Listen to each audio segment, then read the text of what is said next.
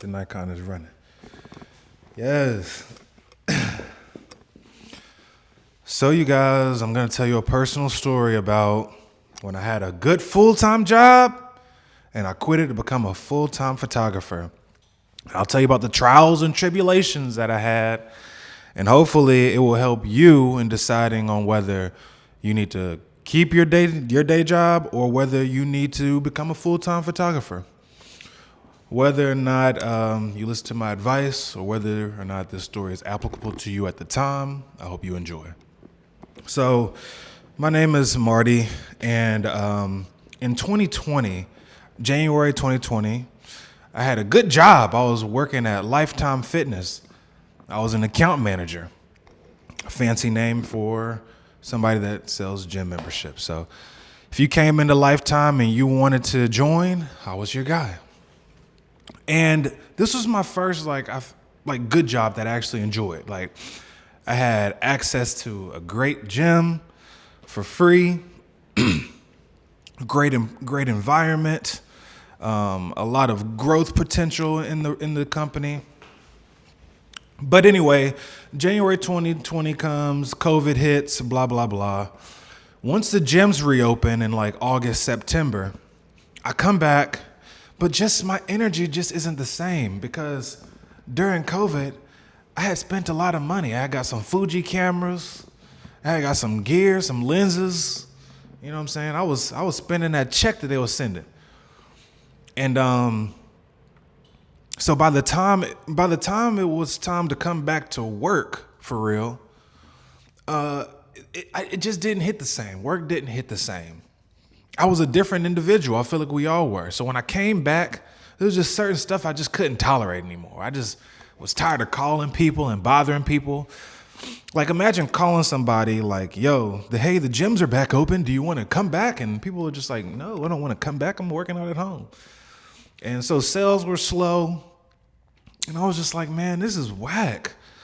And around that same time, I say like August, September, I ended up getting contacted by a local designer of a clothing company.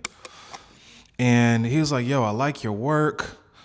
I would love for you to just come by the studio or wherever and, see if we could potentially do some work together. So I come over, everything turns out great. It's a great experience. I'm looking at all the clothes he has. Like, this is the coolest, best experience I've ever seen. Like, I'm like, yo, I want to work with this guy. And he's confident. He's talking that talk. He's talking that money talk. And I'm like, yo, I like this guy. So a little bit of time goes by. He says, yo, I'm actually looking for a full-time content guy, and I think you could be my guy. I can't pay you a lot right now, but if you come rock with me, down the road, I could take care of you. I'm like, how much you gonna pay me? He said $500. I'm like, oh my God, 500? So I was kind of like, I'm like, all right, 500. You want me to work full-time hours? And I was getting married in December. So it was like September.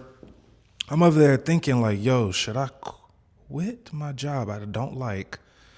I'm not liking this much anymore. Or should I stay at my job and keep that good job? Got that growth potential. I can become sales manager one day. Maybe I can become GM in my own lifetime. I was thinking about it. Even though I wasn't good at sales, I was thinking about it. And I finally made up my mind. I was like, you know what? I'm going to chase my dream, y'all. I'm going to become a full-time photographer. So I ended up putting in my 2 weeks, which was one of the most traumatic experiences of my professional career.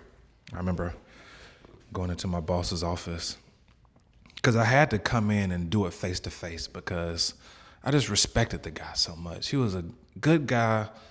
He taught me a lot. He was patient with me, and I respected him. I knew I'd be putting him in a tough spot. See, this is don't worry about if you put a company in a tough spot. But I say that to say, I still wanted to come in and speak to him and put in my 2 weeks in person. I remember going into his office and just crying. I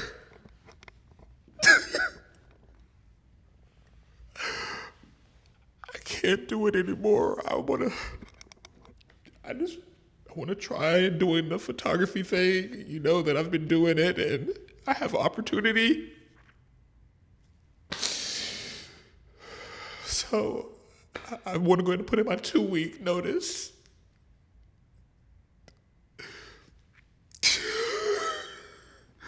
And I remember like having to walk out of his office and wipe off the tears like I wasn't really crying, but it was really traumatic because like this was the best job I had like ever up until that point.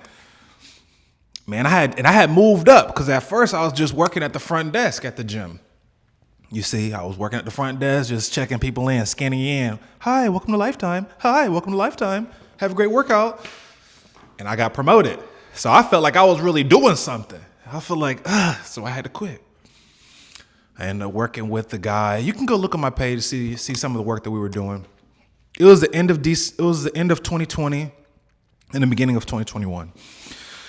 But I guess just the business wasn't just doing that good. I guess we weren't a good fit.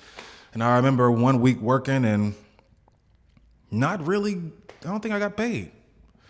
I mean, I don't want any problems, but, and this, I'm not even mad because I probably wasn't doing any good work. Let's just be honest.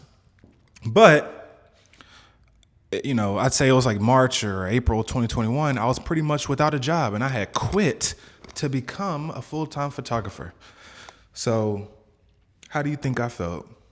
You think my marriage was doing good? Things weren't looking good for my marriage because I went from having a good job and being on my P's and Q's to now it's like, yo, I got to start doing Uber again. You see? So it was traumatic. And then I ended up having a kid and life ended up happening, right? So chaos ended up ensuing in my life for a long time from this decision, I feel like. But I wouldn't be here today if I wouldn't have went through it. So I'm not saying that it was a bad thing because honestly, one of my biggest goals on my soul was to make a YouTube channel. I always was so scared to make a YouTube channel. I was scared to share my life. I was scared to, I was envious. I didn't want to help others. So like this is worth it. Especially, everything worked out. Like sometimes it feels like we ain't got to get spiritual or nothing, but I'm just saying sometimes it feels like my life is being guided down this path. Like the other day I was talking about quitting photography and I just can't quit. I can't quit. Like I don't even know what really quitting even looks like for real. So I know a lot of y'all saw me crashing out. But yeah, man, I can't quit photography. It's something about it. I think for a lot of us, you guys, don't quit your job unless your money that you're making doing photography on the side can take care of all of your bills. Please do not quit your job because it'll put you through unnecessary financial stress and trauma and headache and whatever. It's just not good when you don't have to live like that. If you got a good job, I'm talking about a decent job that you actually enjoy, the people are cool, you can manage it. And while you're working there, try to make more money so you can quit sooner. You know what I'm saying? So if you had $20,000, $30,000 saved up, you can quit and become a photographer quicker and easier. You see what I'm saying? If you have savings. So while you're working your whatever job you're working, do the best you can. See if you can get a promotion or see if you can make some more money while you're there. Make the most money you can while you're at your day job, right? Save up and still be doing your photography as a hobbyist or Even if not a hobbyist, as a side hustle, but don't quit it to make it your full-time thing unless you have certified income, and certified systems to be able to make money as a professional photographer. I don't think it would be worth it for you to quit. So yeah, that's my story. That's my testimony. Hopefully this video helped you in some kind of way. I'm going to make some really good content, so you should follow me and subscribe and like this video.